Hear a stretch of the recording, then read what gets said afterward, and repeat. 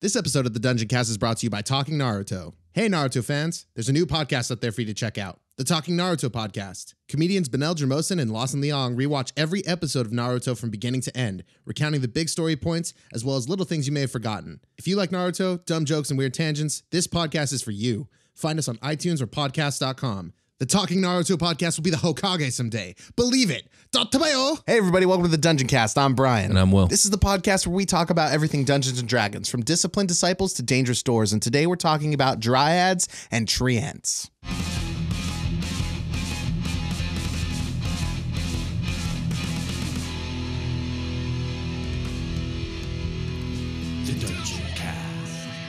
Hey, Brian. Hey dude, what's going on? Not much. Just gonna talk about some really druidic shit today. Oh, cool. Dryads and treants. Turning into bears. Oh, Not turning into Okay. bears. No, not today. all right. Turning into trees, maybe. Turning into trees. Can druids turn into trees? Maybe. I think there might be some sort of plant-like transformation spell at some point in Oh, some edition. okay, so it's I not don't know. wild shape. I don't really run druids. You can't like wild shape into like an awakened bush or whatever. No, not usually. Yeah. Oh, that'd be fucking cool. That would be cool. Yeah. I'm just fucking stealth mode. I would have no problem hand waving and being like, yeah, you could turn into a plant. Fuck it. Yeah, you're But a bush anyways, now. let's talk about dryads. Okay. We're going to start with them. So dryads are fey beings with the appearance of a female humanoid a lot of the time. But they're actually the manifestations and extensions of the souls of trees. So Okay. they are protectors of forests, trees, and wild places of the world. Okay. So they're based primarily on the mythological Greek creature known as dryads, All right. which are they were a form of nymph, basically specific to oak trees. Right. Okay. These beings were thought to be the beautiful semi-deific spirits of nature. So all trees are just like a chrysalis for dryads, like a cocoon. Kinda. And you become like a beautiful dryad butterfly. Kinda. We'll get into All right. We'll get into where dryads come from because they actually come from a few different places, Okay. all within the same canon. So, the physical appearance of dryads is somewhat different depending on your edition and source. So, in older editions, they had the appearance of just straight up humanoid or elf maiden with like green hair, Okay. like they just looked like they were made of flesh. By third edition, they were depicted as looking like elven maidens, but with skin made of soft wood and hair made of leaves. Oh. Fourth edition depicts dryads as being tree-like humanoids, like basically tree people, Sure. but made of bark, wood, and root, and all that, with branches for hair, and having only the vaguest of female forms, but with the ability to transform magically into like an elven woman if they choose. All right. They look a lot like the what are they called from Skyrim? I know you've never played, but people who are listening have played. There are these I guess. there are these dryad looking creatures called I can't think of what they're called. But yeah, they look a lot like the dryad like creatures from Skyrim, basically, is what I'm trying to say. Okay. Yeah. Anyways, moving on. Moving on. So 5e. 5e has kind of landed them somewhere between pre-third edition and third edition, where they look like elven maidens that have soft wood, but like in third edition, they look more like alien-esque. Like if you see some of the images, like they just got weird proportions and they look just kind of Like weird. if a and tree scary. tried to be like get up and walk around. Kinda, That's and it kinda- just had the form of a female. Like it literally looks like a elven woman, but it does happen to be made out of like soft wood and like have leaves for hair. That's kind of cool. But looks really like elegant. a light aesthetic to it. Yeah, exactly. All right. So the concept of the origin of dryads and deities is based on the idea that all living creatures have a soul or a life aura inherent in them. Animals and humanoids have much stronger auras than, say, plants. But some plants, namely trees, have fairly potent life auras themselves. Ancient or magically invested trees can have a life aura so rich that they can form their souls into animate shapes. Dryads are permanent physical representations of a tree's soul. There are two other ways that dryads Fucking awesome. Yeah, it's pretty cool, right? There are two other ways that dryads can be born, which we'll get into later. So that's where all dryads originally came from. All dryads were born this way. I just picture like a badass tree that's been on like the side of a like enchanted river or whatever, sucking up those life juices. Exactly. And then like just opens up a door in the trunk and like a dryad walks out. Right. It's like, Exactly. it's me, the tree. Now, by being an extension of a specific tree, it means that the dryad cannot live if her tree dies. Oh, wow. Okay. Neither can a dryad venture too far from her tree without dying. Okay. The distance varies, but the range seems to be anywhere from like 50 feet from their tree to a mile. Most sources say a little more than 1,000 feet, though. That sounds like, oh, how limiting, but like compared to tree movement, pretty good. Yeah. Pretty damn good. Yeah. 50 feet is amazing. I would say 1,000 times better. Yeah. So dryads that do go outside of their recommended perimeter will immediately begin to show signs of starvation, depression, and exhaustion. And they just fucking, eventually they get, snapped. The Thanos away. Yeah, Just like maybe. dust out. Yeah. These symptoms will show up stronger and faster if the dryad is forcibly taken out of the perimeter versus like choosing to. Okay. Yeah, so there that is. Damaging a dryad's tree will damage the dryad herself. Oh. Which is why dryads protect their grove with like pure fury. Like stay the fuck away from my tree. Yeah. So. Okay, that's. But why? But why what? But for why though? Why stay away from their tree? No. Like, why are they? What is What do they do? What is this phenomenon? Yeah, like so they're just in the Fae, and it's just like okay. They're not necessarily in the Fae. Like they're they're just very Fae-ish common in the creatures. Fae. Okay. And they are of Fae origin, but they exist in the wild places of the world. So is this just like a creature stat block? Is this something you're trying to fight? Or? Yeah, they have a monster stat block, which we'll get into. Okay. But there's more to talk about. So dryads are one of D&D's most mysterious creatures. It's said even elves and druids know very little about them. Okay. They tend to manifest far from civilization, including even elven settlements. They delight in the savage wildness of their groves, and they prefer solitude, even from other dryads. Like a couple dryads might share a grove, but they don't spend much time together. Sure. Okay. Even though they're in close proximity. So more than 2 or 3 to a grove is exceptionally rare anyways. Though dryads don't need to eat like a human does, but they'll do it anyways because they like the taste. So they tend to like to eat like berries and nuts or edible roots within their area. Okay. They'll just do that occasionally. Just a little curious. Just a little curious. Food Yeah. curious. Though dryads are very intelligent creatures, and are most often benign, they are Fae, and thus remember that they're alien-minded to most humanoids, and they don't operate with the same morals and whatnot. Right. They're generally neutral creatures in that like they're neither good nor evil. Yeah, maybe that's why I'm getting a weird vibe from the description. I'm definitely just like, what is strange this thing? creatures. Yeah. They're fickle, they're playful, and they will be dancing one moment and spooked off or offended the next. Like they're all over the place. They're just like fucking getting it, and they're like, oh, double finger. Get out of my grove. Right, exactly. So they delight in things that are beautiful, like gold, gems, and artwork that they'll hide amongst their tree roots if they can get their hands on. Ooh, okay. But more so than those things, dryads will often delight in the collection of handsome men. They have powerful charming powers, which I think pretty much everyone knows, like that's kind of their deal. And if they take a fancy at a passing humanoid, they will entice them into their company. Part of this is for the enjoyment of being served and possessing something beautiful to them. Sure. Again, they don't operate on the same morality, so to them, they're not doing anything wrong. It's just in their nature. But also, dryads have a pretty well-earned reputation for hypersexuality. Okay, there we go. There it is. This is the second way dryads are born. Just the raw, natural order of things. Birth some dryads. Indeed. Eventually, a dryad's charm will fade, and the dryad will reluctantly allow her charmee to leave, often with a parting gift to remember her by. Here, take this Van Gogh I stole off of the last merchant cart that went by. Yeah, that. I tire of it. Though humanoids are collected by dryads on these rare occasions, the most common dryad fathers are actually satyrs. Satyrs are little goat guys. They're not little. Let me just stop you there. They ain't little. So Hercules did me wrong. Oh, yes. Okay. So satyrs will get their own episode. They might have to share some space, but... Are you saying Disney changed stuff? Like like the base definitely. of the story to fit their needs? Definitely.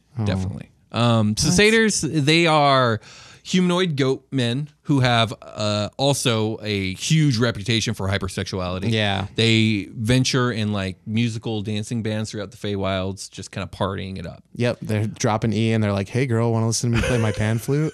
Yeah, that's basically what they do. I'm going to take you upstairs later. Because they travel through the wilds, they will come across dryads, and when two hypersexual beings of beauty meet each other, things are going to happen. Okay. So are you saying that Hercules, the Disney movie, changed Yeah. Never mind. Let's move on. So now the coupling of a dryad and a satyr, though common, it can produce two different type of spawn, if you will. The dryad might give birth to a male or a female. If it's a female, it's going to be a dryad. I was gonna say like a little tree in a pot. A tree in a pot. There you go. One If day the you'll male, be a beautiful dryad. if the child is a male, it will be born as a satyr, and if it is a male, the dryad will raise it until it gets to an appropriate age where she can send it off to live with its father. And its father will do the rest of the raising. Nice. It's a satyr. It needs to go be a satyr. Oh, what's up, dude? Been waiting around little for man? you. Yeah. Here's your own very first pan flute, there, guy. Right. I'm going to teach you the ways of swoo.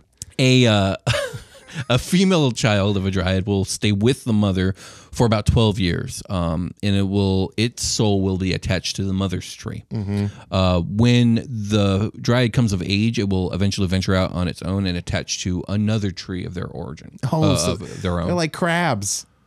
Kinda, They gotta I guess find so. a new shell. Yeah, you got to find an appropriate tree, and then once that happens, they'll probably never see each other again. They have to eat the dryad that was growing in the new tree so they can inhabit the tree itself. I would imagine it would just avoid that tree. Oh, there was like, oh, this tree's got one. Let me find another. Indeed. So yeah, afterwards, the mother and daughter will probably never see each other again because, again, dryads are just these naturally solitary creatures. It's the way they like it. They tend to be considered, sacred, I think is the right word, by druids, elves, and treants. Oh, okay. And so they'll be protected by those. And they will work in tandem with these creatures, like same with satyrs. Right. Okay. So a lot of times these creatures, their goals align. So these are the types of creatures that work together. They're like, yeah, nature, man. So any questions about dryads before we get into their abilities? Because they got a lot of them. I haven't mentioned some because they're just in the stat block, but they could do a lot of shit. I want to hear some of the shit that dryads can do. Okay. I want to hear it right now. I'm going to go ahead and pull this note down and just bring this stat block to my eyeballs. It's a good place for So it. dryads are challenge rating 1. So this is my first problem. 1 is a good for your standard dryad, but dryads to me seem to be the types of creatures that like gain power with age. So why don't we have like a challenge rating 3 and 5 version of like, I don't know, Dryad Queen, Dryad Briar Witch, Old dryad. really old, Really old dryad. ancient dryad. Ancient dryad. So Wormling dryad. that being said, it's challenge rating 1 with armor class of 11, but if they cast Bark Skin, which they have like innate spellcasting abilities, Yes. it's 16 AC. It always it's always bark skin. Well, I mean, it's a dryad. Yeah, but it's not gonna be stone skin. You said it's like skin looks like bark. It's always bark Like skin. it should yeah. always it's have not bark magical skin. bark though. Its AC should be 16 to represent the continuity of I the would creation of probably bark just skin, I bark would, skin the spell. Yeah, I would probably just do what you're saying. Yeah. Yeah. So Lemon's bad. they have natural spellcasting ability, like they have access to like Druidcraft, Entangle, Good Berry, Bark Skin, Pass Without a Trace, even the Shillelagh cantrip. Oh wow. So, yeah. They pick up a stick, Breath of the Wild Who style. needs to and pick just up a start- stick? They just punch you. Oh, that's true. There you go. I am a stick. I am a stick. I'm the biggest stick. So they can speak with beasts and plants directly, not like a furbolg. They can just literally talk with plants and animals. What would be the difference with a Well, the furbolg They just gets cast, like a spell. empathic Oh, information. they get that feeling. You get that feeling. Well, a dryad would just have a conversation. They're just gonna say what's up. They have the ability called Tree Stride. So once on her turn, the dryad can use 10 feet of her movement to step magically into one living tree within her reach and emerge from a second living tree within 60 feet of the first tree, appearing in an unoccupied space within 5 feet of the second tree. It's like poof poof. Yeah, so they can Teleport. through trees. Also, the dryad can literally just hide in her tree. She could just go into it and just stay there and be safe inside the tree. Of course, As safe as any tree. safe as any tree is. Yeah, exactly. Welcome That's to exactly. welcome to my fire magic tree. Indeed. Yeah, that. So its attack is just a club attack, which is really just its fist. Again, like I said, I am a stick. Shillelagh.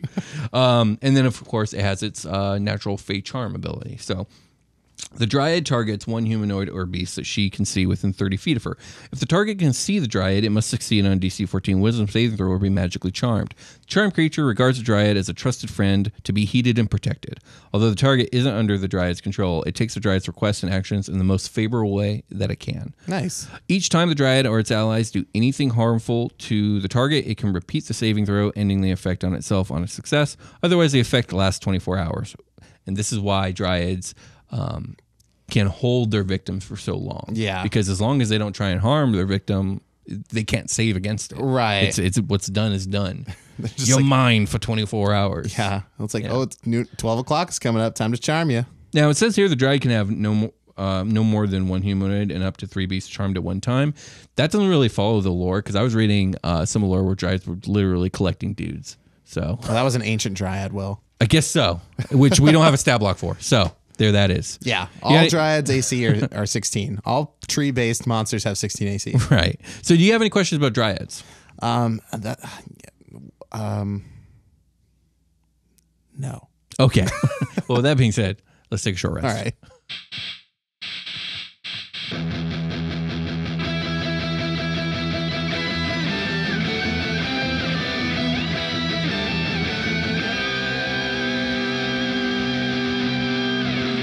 Get the most D&D in your life and plug your earbuds in to hang out with your new group of best friends, Dungeons & Dragons, a D&D 5th edition actual play podcast. 4 friends get together weekly to weave a mysterious, wonderful, and hilarious ongoing tale of adventurers trying to miraculously save the world from the dastardly cult of the dragon, but messing it up at nearly every turn. With over 75 episodes available, you can start at the top or listen to the recaps to get you caught up on the latest adventures. Listen to Dungeons & Dragons every Wednesday on Apple Podcasts, Spotify, Stitcher, YouTube, or at dumbdragons.com.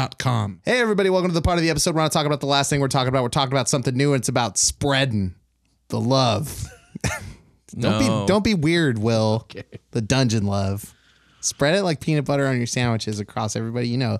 Tell people about our show. If you love us, we love you. You know, that sort of thing. We would really appreciate it if you did. I want to say thank you very much to our sponsors for this episode, and thank you very much to everybody on Patreon for also sponsoring us in a way, and thank you for everybody that watches YouTube videos, because that kind of sponsors us in a way too. You're helping keep the lights on. You're helping us do the show and make it better and do more shows. Indeed. So thank you so much. And with that, we'll tell them what you're supposed to tell them every short rest. I love you all, and let's get back to the show. Let's get back to the show.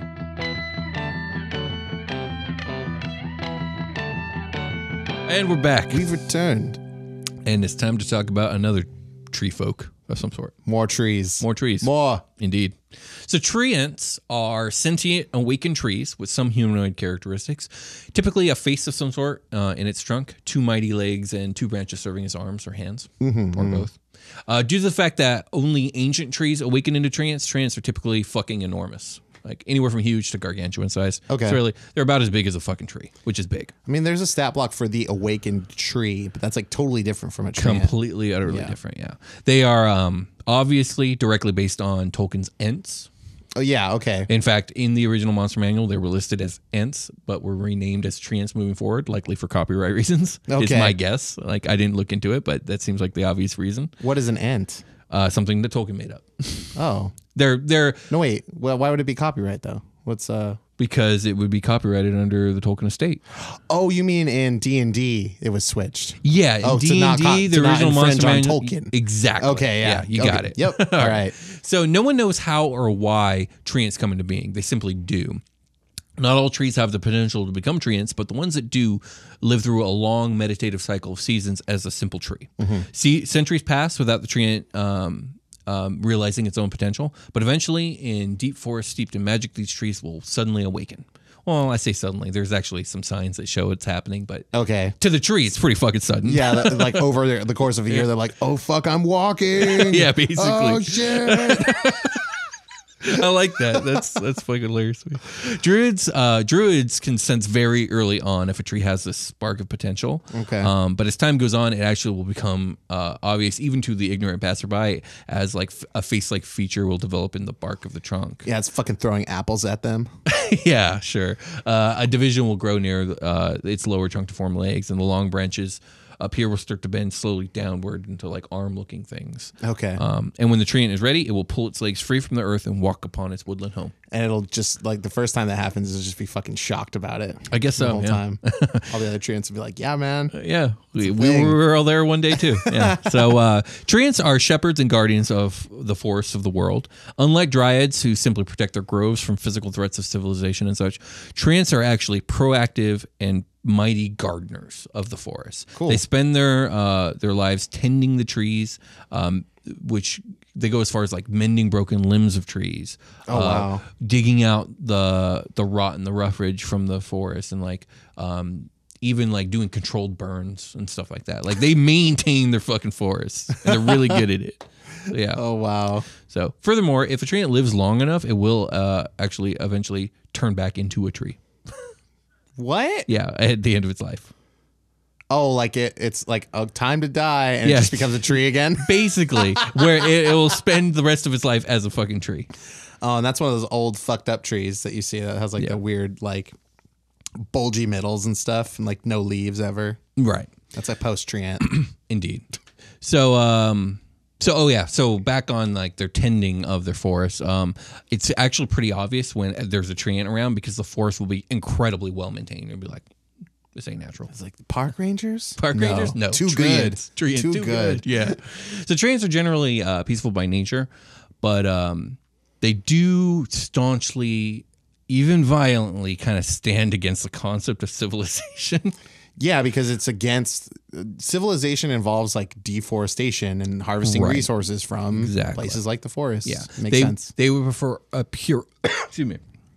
They would prefer a pure, untamed world, and will even go as far as to actively attempt to halt the growth or even expunge civilization as it threatens their domains. And I mean like most civilization. I don't mean like not every civilization. Civilization as we know it today as the mass, I think. I mean, the concept of civilization is one dominating one's environment to one's will, Yeah, which is okay. the opposite of letting like nature run its course. Although one could argue that being this way is inherently in our nature, so that is nature running its course. But that's a discussion for there's another like, day. there's cultures that live in tandem and make To that, a certain an degrees. extent. They have Yeah. to manipulate the area around them eventually. So Oh, you have to. Otherwise, like there is no society, there is no civilization if you're not manipulating. But that being said, tree ants are fucking just hostile for the most part to the idea of civilization. They don't even fucking like elves. okay. But we'll get Well, to that. I mean, me neither. Well, I mean, they like elves better than most people, but they don't even like them. Don't. Oh, okay. But we'll get to it. So, I mean, even though they're like mentally actively hostile, they're not actually like if there's a village They're not evil. outside the forest, they're not charging out. Get this shit out of here. Oh my No, God. they're not. I mean, they could if the village upsets them. One day the trees will grow again. Smash, tree smash. Right. They all just line up on the edge of town and fall over, Right. fuck everything up, and then they get back up and go to like another part of town. But anyways, tree ants aren't doing that for the most part. Good. That's good.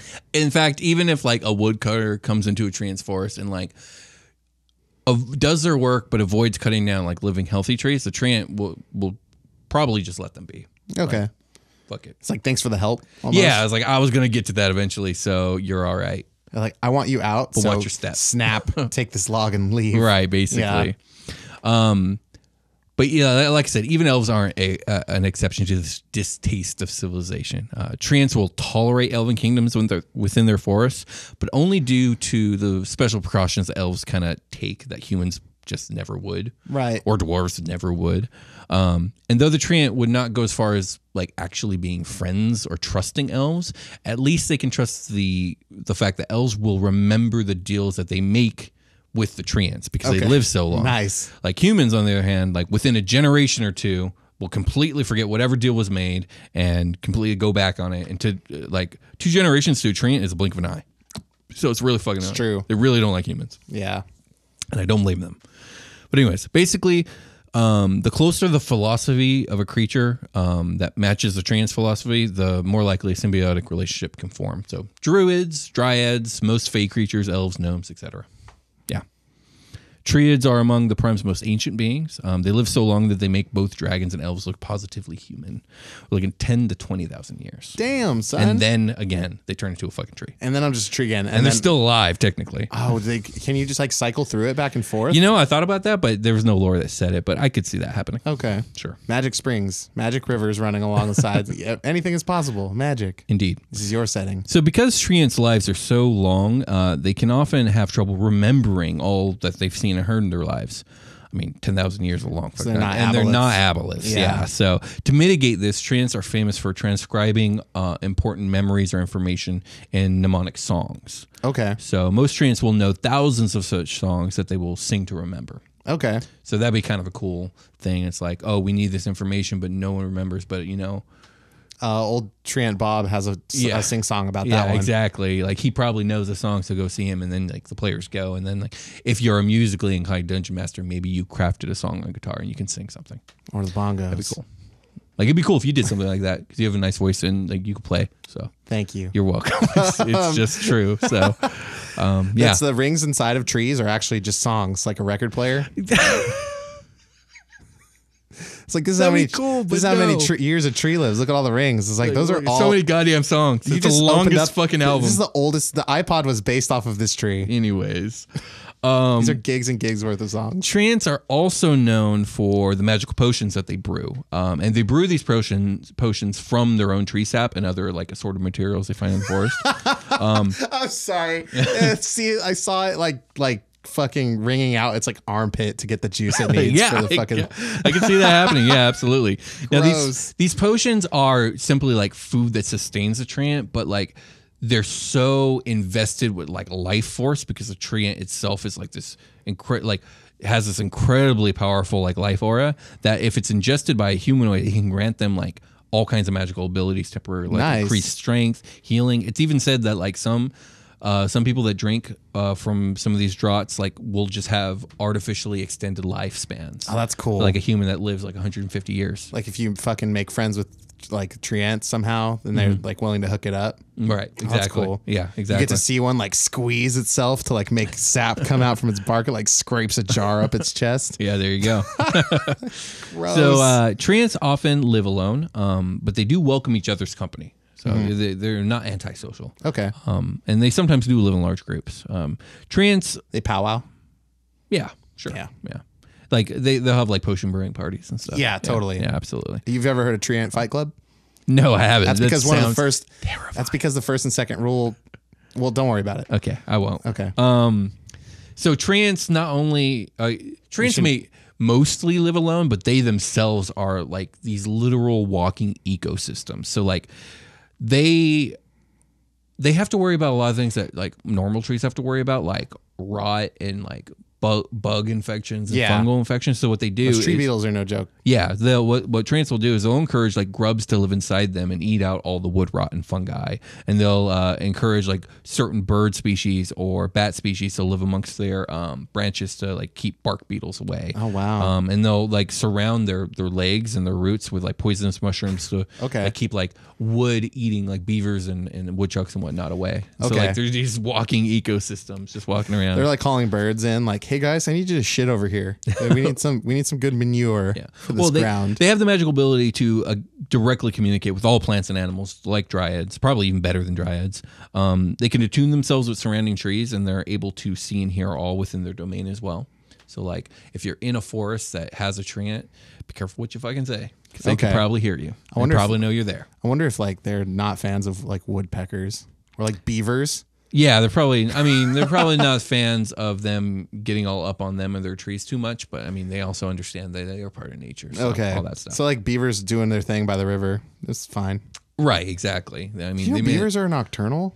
I didn't know that. They're super annoying. Oh, wow. Yeah. How does that make them annoying? Because they're up at night, like making a bunch of noise. Oh, okay. I guess, yeah. If you live near I camped a next to a den. river at one time, and it was just like super fucked up. What the fuck? Yeah, it was just like, what is that noise? Like all night. Right. We all woke up the next day and we're like, what the fuck happened out there? It was a fucking war zone. A bunch of beavers. Oh, that's interesting. Just like yelling. Splashing around. Treants also have the magical ability to animate plant life, so they can awaken trees if they wish. So they can make awakened trees, not other treants. No, not other treants. Just awakened trees that can move and do as they will. So, I wonder what they like. The personality of the awakened tree is like in that scenario. I don't know. We'll like compared to a treant. Awakened things. Oh, there's only the bush and the tree. I mean, yeah, in the monster manual. Well, yeah. There's more lore than what's in the monster manual. Speaking of which, let's look at the stat block from the monster manual for the treant. Okay. So it's a challenge rating 9, which I think is appropriate because this thing's a fucking huge ancient monster with a lot of knowledge and abilities. So. And like a really cool multi-attack, like a slam and a poke or something. 16 natural armor. It resists bludgeoning and piercing damage. It is vulnerable to fire. Now, this is pretty rare in 5th edition. There aren't a lot of vulnerabilities, but I mean, it's a fucking tree. Yeah, you better be weak to fire. Indeed. It has the ability false appearance. When a treant remains motionless, it is indistinguishable from a normal tree. It has a feature called Siege Monster. A treant deals double damage to objects and structures. It just fucking hates civilization so goddamn much. Is that a building? Oh, well, like, hey, like your mortar cannon or whatever, you know? Yeah. Like your catapult. Exactly. Like it's going to go destroy that thing in one swing. Right, exactly. So it has a multi-attack where it can make 2 slam attacks, which are pretty heavy hitting. We're talking about 3d6 plus 6 bludgeoning damage with a plus 10 to hit. Ooh. Yeah. It could also throw a rock, apparently, for that ranged attack, which is also plus 10 to hit. 4d10 plus 6 from this motherfucking boulder. Oh my God. My God. You could probably like scout the area and there is no rocks, and then the treant shows up there to fight you, and it just like reaches down into the earth and grabs one. Yeah, exactly. Shit. No. And then once a day, it can animate trees. Treant magically animates 1 or 2 trees it can see within 60 feet of it. These trees have the same statistics as a treant. Holy shit. What? Except they have intelligence and charisma scores of 1. They can't speak, and they have only the slam action option. Just like making clones. Still, of dude, they got itself. 138 HP. That's what the treant has. So that It just now you needs a- have triple. Holy shit. It just makes a squad. Yeah, it does. The tree remains animated for 1 day or until the treant dies, or until it dies, until the treant dies, or is more than 120 feet away from the treant. So Wow. What the hell? That's when it becomes inanimate, the tree then takes root wherever it can. okay. So yeah, Shit. pretty fucking scary. Yeah. Yeah. They were not that powerful in Wizard of Oz. No, not at all. I'll also say those weren't treants. So Pretty much. I mean, they couldn't walk. Well, I mean, how weren't- close are you gonna get? Yeah. And like, couldn't walk or weren't. And they don't walking. maintain forests, and they're not guardians of pretty much anything They besides their maintain own the apples. forest. They're like, what the hell are you all doing here? Get the fuck out. They were more like halfway between. They were like a dryad, not quite out of the tree yet. Dryad, like controlling the tree from within, Basically. like a fucking cyborg. Yeah, basically. Like a fucking Pacific Rim style. That's what I would say. There's a dryad in there with another dryad. you Just have- like, we have to stay in sync. Do you have any questions about treants or Throw dryads? the apples at the travelers. No. That one's made of straw. Kill him. Do you have any questions about treants? No. Okay. Well, that being said, I think it's time to get ready for a long rest. Yeah, we should get ready for the long rest in which we talk about things that we do that aren't just the Dungeon Cast, but are heavily associated with the Dungeon Cast, like Indeed. our live game, Indeed. Super Quest Saga, Space, Space, Warlocks, D&D, Druids, Space, Paladins, lasers, God, Elves. God is dead. God, all the gods are dead. Yeah, okay, sure. God is dead. So yeah, it's a D&D game that we play. We play every other week, and it airs every other Tuesday. Yeah, it's set in space, and it's just D&D, and it's a good time. These guys are time displaced D&D adventurers who find themselves in the same galaxy, not a galaxy far away, but it's a galaxy far, far in the future, like 200,000 years. The galaxy that you know and love right here, but just way advanced in time. Indeed. Yeah, it's got elder gods, it's got mind flayers, it's got It does have those things. assholes. It does a lot of those. It's got laser pistols and cities on asteroids and spaceships and Flashlights, flashlights and batteries. cell phones, Indeed, smartphones even. smart arm phones. Indeed. Okay. So yeah, Let's you talk- guys should go check it out. It's pretty fun. Let's talk about when we play video games. Yeah, we do that on TDC Plays. TDC Plays, our sister YouTube channel. You can check out the Dungeon Cast on YouTube. That's where you'll find future set Galaxy game Super Quest Saga, but a separate YouTube channel called TDC Plays, which we would appreciate if you also went to subscribe and like some videos and stuff, leave comments. That helps a lot. It does. So, We play yeah. video games there, mostly Will, but like Yeah, mostly me, yeah, but- other people too. And as we have more time and do more projects, the channel will expand, especially with if you guys are interested in it, do those things and it'll help us do that thing. That's kind of how it works. Indeed. Which is why we like to say special thank yous to people on Patreon and people that do watch YouTube and people that do sponsor the show. Really helps us out, helps us move forward. Yep. What else do we have? Social media plugs. Let's talk about Instagram and Twitter. It's at the Dungeon Cast. You can find us there. We're doing lots of cool stuff all the time. Indeed. You can talk to us on Discord, Yep. where there's a great community of people. Thank you to everybody that helps support running the Discord there. And there is our email, thedungeoncast@gmail.com, where you can ask us questions. You could inquire about advertising space, which we have 3 spots available typically on each show. So hit us up there with whatever, or wherever you can find us. And yeah, just thank you guys very, very much. Anything else you want to add, Will? No, I think you said everything that needs to be said. All right, let's. With that, Let's call it a game. Call it a game. We'll talk to you guys later. Bye.